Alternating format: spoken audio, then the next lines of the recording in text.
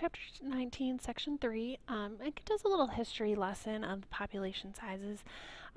Humans, we began as a hunter-gatherer lifestyle about, 500,000 years ago. Um, and during that time, there was very little population growth. There were, very few ways to fight off disease. You had to basically make sure that you could supply yourself with enough food and shelter, and conditions were harsh, so population didn't grow much. Then came along the agricultural revolution, and that's when we started to domesticate animals and cultivate plants for food and really start the whole farming process. And during that time, the human population then was able to grow faster. And then when the Industrial Revolution came along and more factories were being formed and more machinery was being made in order to farm these resources quicker and build products more efficiently, the population size continued to grow.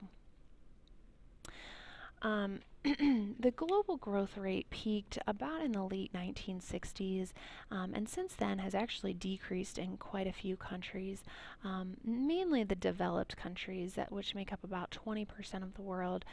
Just a few of those would be like the US, Japan, Germany. A lot of the European countries fall into that category as well. And then the developing countries make up the majority of the world. So many places in South America or Asia, Africa, these areas are much poorer and they're actually growing at much faster rates. Some of the beliefs that of why the developed countries have kind of leveled off more is mainly has thought to have been linked to more education, especially of women, a lot more women going into the job force, more awareness of family planning practices, and also a better health system.